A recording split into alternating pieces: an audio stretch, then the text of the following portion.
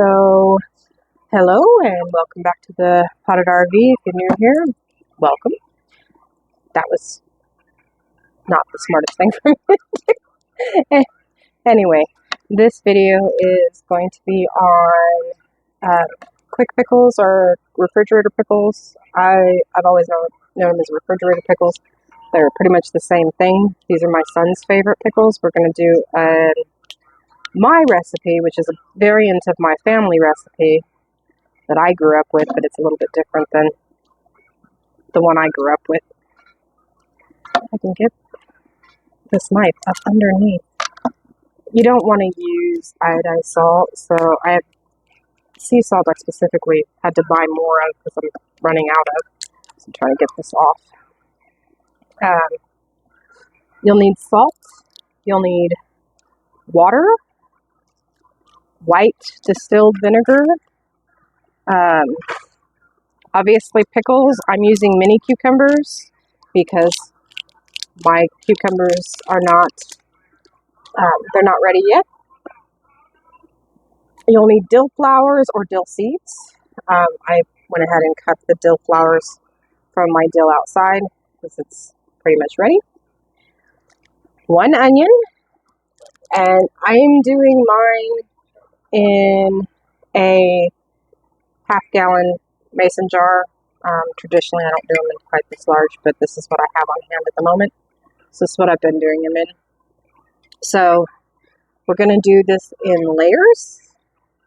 And first, I'm going to go ahead and get all of the onions and the cucumbers cut up. You're going to want to just regularly slice them. And I'll show you here in a minute how we're going to do that. They're not hard. This is probably the easiest cucumber pickle and cucumber recipe you can come across. These are not long-term storage pickles. You can't long-term store them. They last about two months in the fridge, as the longest I've ever had them in the fridge. Typically, they don't last that long with my son. He usually eats them long before that. But I'd throw them out after two months. So let's go ahead and get into cutting up the onion and the cucumbers, get everything prepped and ready to go, and then we'll start doing the layer. So to start with, I'm going to go ahead and take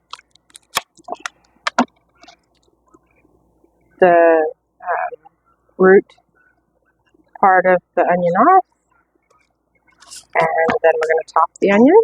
You do want onion in it, but it doesn't have to be a full onion. The onion does add flavor, so if you don't have a full onion, another option to go with is onion powder. I've done it with onion powder too, and it'll still taste the same. So I'm going to go ahead, cut through this, and peel back that because it's got an ick spot, and I'm not going to put the icky spot in. So I'm just going to, I typically will go ahead, this onion doesn't have as many layers, they're thicker layers, but I'll go ahead and cut it down the center, and then try and hopefully this camera won't shake too much. This table is not the steadiest, so I'm hoping it's not going to be too crazy. And this is probably one of my dullest cutting ones, which isn't helping my day. So we're going to go ahead and cut this last one up. I tend to cut them in fairly big slices because my son's favorite part is the pickled onions. That is typically his favorite part. And that's how we're going to do the onions. So I'm going to go ahead and put those all in with the dill flowers. Get these out of the way.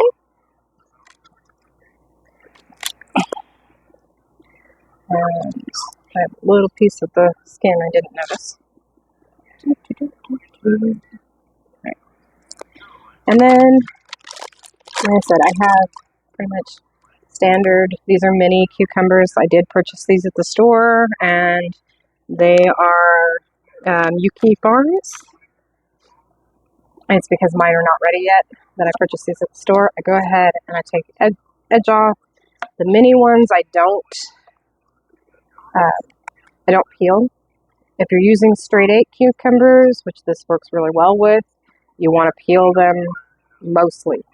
You want to leave thin strips on them of the skin, but you want to peel most of the skin off. With these, I don't worry too much about it, and both me and my son like them a bit thicker sliced, but you can thin slice them. They're not as crispy when you thin slice them, but I have quite a few of these that need to be done, and that's basically what you're going to do is simple slices, and don't put the ends in. The 2 ends, you want to go ahead and put those down in your compost, and that's pretty much the slicing part of it. You'll leave your flower heads whole, and with a little bit of stem on it, I will sometimes go ahead and nick the stem off just so that they layer well. But the flower head is where most of the dill flavor is located. That's the reason why people tell you either the flower or the seeds, what you're harvesting if you're going to do dill pickles. I like the flower head over the seed. The flower head is a bit stronger in flavor. So, once I get all these sliced up, we'll come back and I'll show you how to layer. Okay, so we're back. All of these have been diced up. We have all the onions diced up. And we're this is pretty much what we're looking at. Let's see if I can come down a bit better. This is what we're going to be working with. Now, this same recipe can be done for canning, but if you do it with canning, you're wanting to go with 2 parts vinegar to 1 part water. So basically 2/3 vinegar to 1/3 water. And you want to heat that up with your salt mixture. For this amount, I usually do about 2 tablespoons of salt. It is going to be heavy salt, but you want to bring that to a boil and then pour it over your mixture, and then do your typical standard water bath canning from that point on. You can do it canned, but this is just the real quick refrigerator pickle style. So we're going to go ahead and layer these. And I'm not going to put too much onion in there because I don't have a whole lot of onion. And then this may not fill this jar, but it may too. And then lay. And it's just simple going back and forth with all your ingredients. So I start off with the onion, and then I lay the cucumbers down.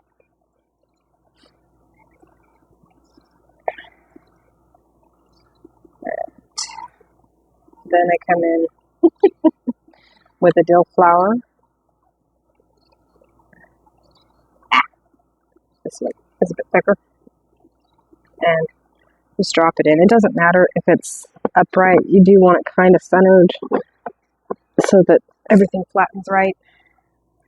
And then some more flowers over here. And then some more onions.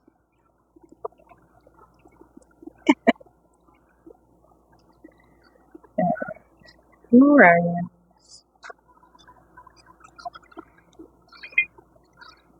And then more cucumbers. And another thing of flowers. And more onions. And more cucumbers. I lost a cucumber. I'll find it later. My dog will probably find it. She likes them. And the dill is pretty strong. Alright, another dill flour. Come in with some more onion.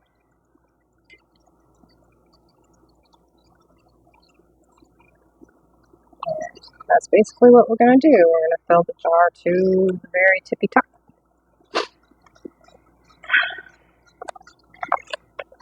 And then we're going to basically smash it down to make sure everything's, oops, I forgot to put a dill flour in there. So let's grab a dill flour.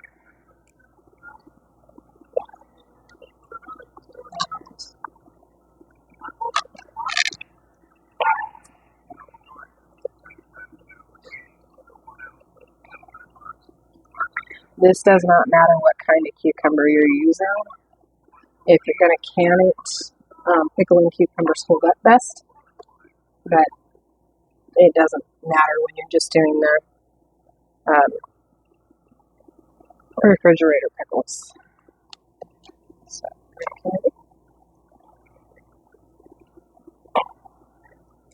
take that one off. Come back in here. This actually made up just enough onion, and I was thinking it was going to be shy.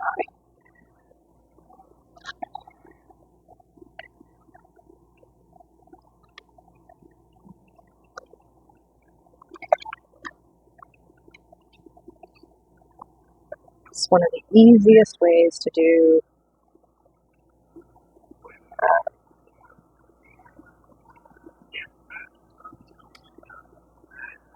dill pickles is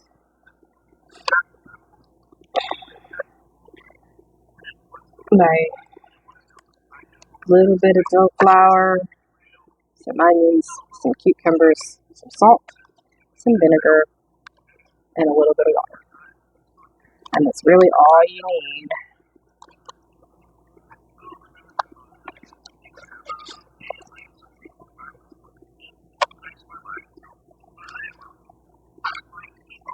Alright, that worked out absolutely perfect, which I honestly was expecting it to be a little shy. Right, I have one more dill flour to pop in here. And it'll work perfectly. I do believe this salt is a grinder. I'm hoping it's not, but it might be.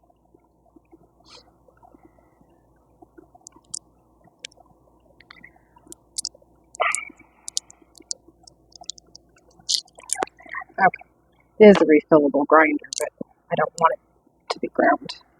So, it's about 1 tablespoon.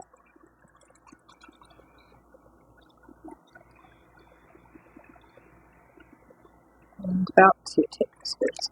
And I usually do it by eyeball. It's just my habit of doing it that way.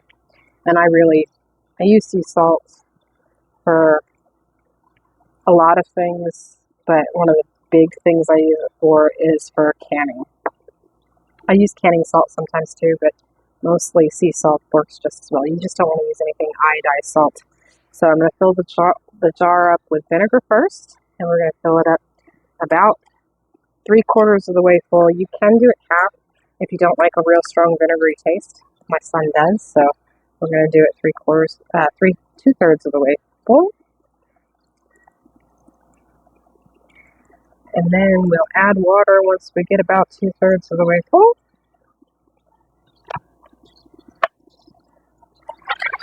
And then we'll shake everything together and leave it either on the counter. I typically put it in the fridge overnight. By the time the morning comes around, as long as they've sat for 12 hours, they're good to go and ready to eat. You do want to make sure when you fill up the water amount that you leave about 1 inch of headspace.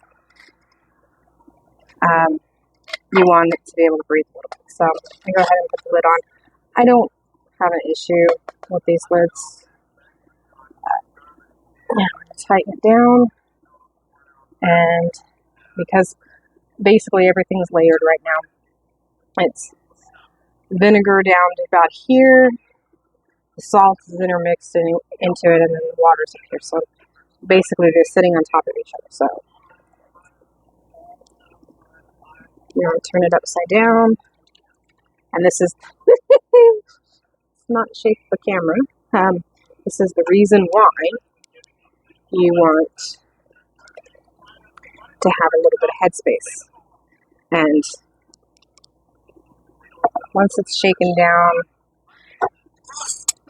some people will go ahead and mix the vinegar and everything together first. I don't, mostly because it's too time consuming, and I end up, without fail, over making the amount of vinegar and water and pouring it down the drain. I was raised partially by the Great Depression era part of my family. That is food waste to me. I have a real struggle with it. I always have. So I don't do that. I go ahead and pour them in separately and then just shake them through. And that's really all it takes. And then by morning, these will be ready to go. And end up absolutely perfect this way. I hope you liked this video. If you did, please like and subscribe. And I'll see you on the next one.